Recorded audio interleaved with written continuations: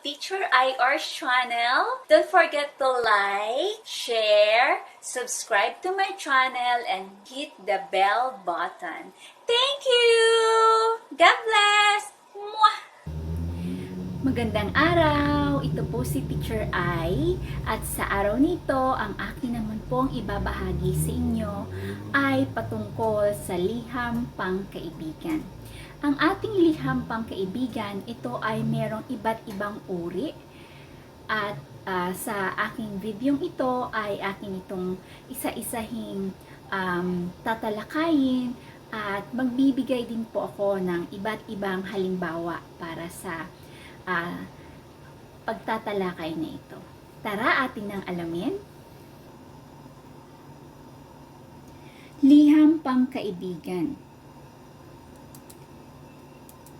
Ang liham pangkaibigan, ito ay liham na madalas na ginagamit sa pakikipag-ugnayan sa malalayong kaibigan o kamag-anak. Mayroon tayong iba't ibang uri ng liham pangkaibigan. Una, liham pangungumusta. Pangalawa, liham ng pasasalamat. Pangatlo, liham ng paanyaya.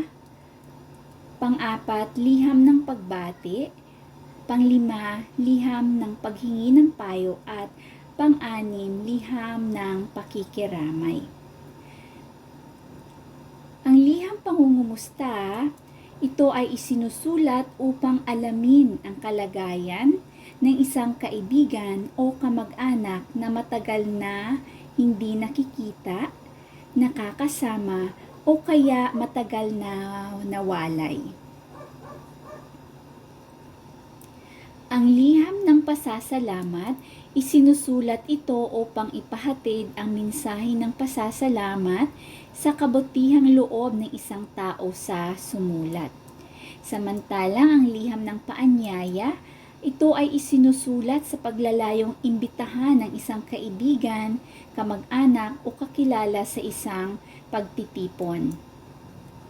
Ang liham ng pagbati, isinusulat ito upang ipabatid ang kaligayahan ng sumulat sa natamong tagumpay ng isang kaibigan, kamag-anak o kakilala sa isang larangan. Ang liham ng paghingi ng payo, ito ay isinusulat upang humingi ng payo tungkol sa suliraning kinakaharap ng sumulat.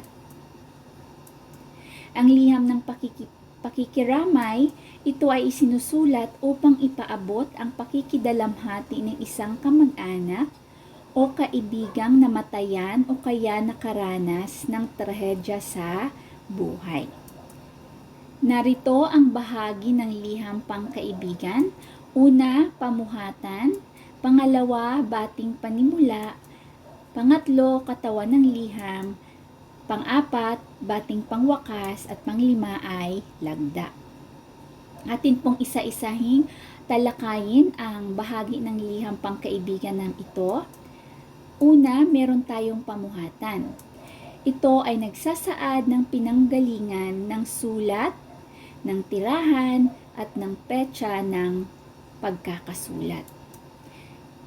Makikita ito sa kanang bahagi ng sulatang papel. Ang bating panimula naman, ito ay nagsasaad ng pagbati sa sinusulatan. Inilalagay ang quote sa hulihan ng pangalan. Isinusulat ito sa kaliwang bahagi ng papel pagkatapos ng pamuhatan. Ang katawan ng liham, dito isinusulat ang dahilan ng pagliham. Ito ay isinusulat sa anyong patalata. Samantalang ang bating pangwakas naman, ito ay maikli at magalang na pamamaalam pagkatapos ng katawan ng liham. Ito ay isinusulat na katapat ng pamuhatan at nilalagyan ito ng quote pagkatapos. Ang lagda naman, sa bahaging ito ay sinusulat ang pangalan o palayaw ng sumulat. Ito ay isinusulat sa ilalim ng bating pangwakas. At hindi na ito nilalagyan pa ng bantas. So narito ang mga halimbawa ng liham at bahagi nito.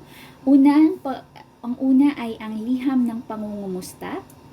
So meron tayo dito meron tayong pamuhatan, saan ito nagmula, kailan ito isinulat. Meron tayong bating panimula para kanino ang sulat na ito, at meron din tayong katawan ng liham, at meron tayong bating pangwakas at ang lagda. Kung mapapansin ninyo, itong pamuhatan natin ay nasa gawing kanan.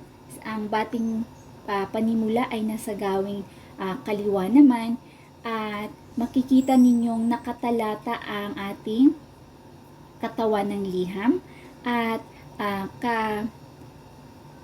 kahanay naman ng ating bating pangwakas ang pamuhatan, at meron itong quit at meron tayong lagda kung sino ang gumawa nito. So ito po ay liham pangungumusta. Kung makikita ninyo, meron tayong kumusta na kayo? Isang taon na din ang lumipas nang huli tayong nagkita. Ano-ano ang pinagkakaabalahan mo ngayon na hindi ka na kakalabas ng bahay dahil sa pandemyang ito? So kinukumusta ng tita niya, si Lyle, kung ano ang kanyang ginagawa sa panahon ng pandemyang ito. Halimbawa naman natin ay liham ng pasasalamat. Ganun pa rin, ang liham pasasalamat, meron tayong pamuhatan, saan ito nanggaling, kailan ito ginawa, at meron tayo, at nasa bahaging ito ng ang pamuhatan, at ang bating panimula para kanino ito, at ito po ay may quit kung mapapansin ninyo. At ito naman po ang katawan ng liham, at meron po tayong bating pangwakas at meron tayong lagda.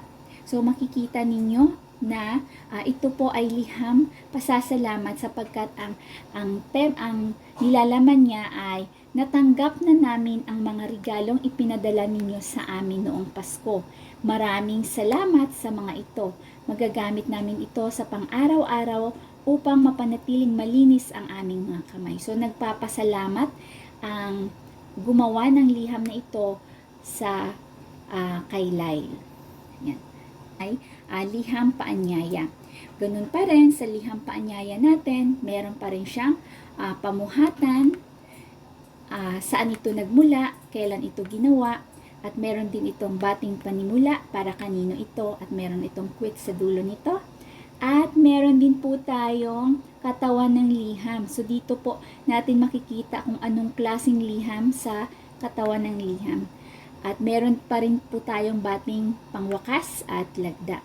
Ito po ay liham ng paanyaya, sapagkat mapapansin ninyo, inaanyayahan ng sumulat ang kanyang sinulatan.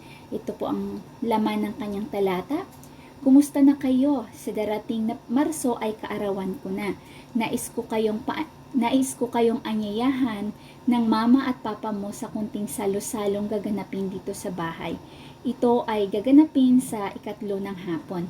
Mga piling panauhin lang ang aking iimbitahan, at kabilang ang pamilya mo, dahil kailangan pa din nating mag-ingat. So ayun po, ito po ay halimbawa ng liham paanyaya.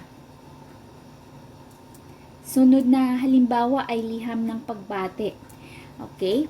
Sa liham pagbati, pareho pa din po, meron pa rin po ito pamuhatan, saan ito nanggaling, kailan ito ginawa, at para kanino ito sa bating panimula natin.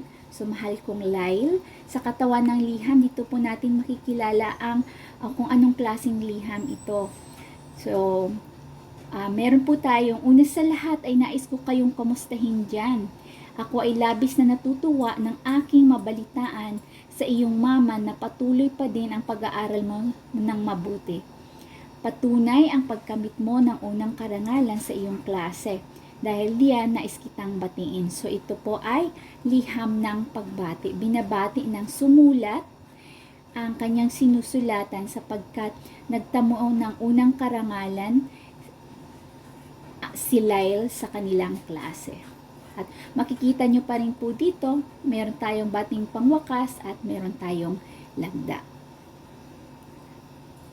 Sunod naman po natin ay ang liham ng paghingi ng payo. Ganun din, ang liham ng paghingi ng payo, ito po ay merong pamuhatan, saan po ito nagmula, kailan ito isinulat, at meron din po itong bating panimula, para po ulit ito kay Lyle. At meron tayong katawan ng liham, meron tayong bating pangwakas at lagda. So dito ulit natin makikilala sa katawan ng liham kung anong uri ng liham ito. So, atin na pong basahin. Mahal kong Lyle, una sa lahat ay nais ko kayong kamustahin diyan. Sumulat ako sa iyo dahil nais kong ihingi ng payo kung ano ang magandang gawin sa aking mga halaman.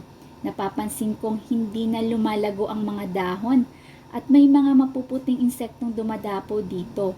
Naalala ko nang nangyari ito sa mga halaman ninyo noon. Ano po ba ang magandang gawin dito? Maraming salamat po.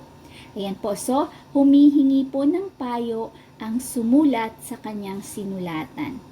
At yun, makikita nyo, meron po tayong bating pangwakas, lubos na gumagalang, at meron itong quit dito. At ang lagda po, kung sino po ang sumulat. Ayan. 6 na halimbawa ng liham ay ang liham pakikiramay. So, sa liham pakikiramay natin, pareho pa din po, meron po itong pamuhatan, meron po itong saan ito nagmula, kailan ito ginawa, at sa bating panimula para kanino ito. At meron tayong katawan ng liham, meron tayong bating pangwakas at lagda. Sa katawan ng liham, tara basahin natin. Mahal kong Lyle, kumusta ka na? Nabalitaan ko ang nangyari sa mahal mong pusang si Hunter. Nakikiramay ako sa pagkawala niya. Alam kong mahal na mahal mo ang alaga mong yon.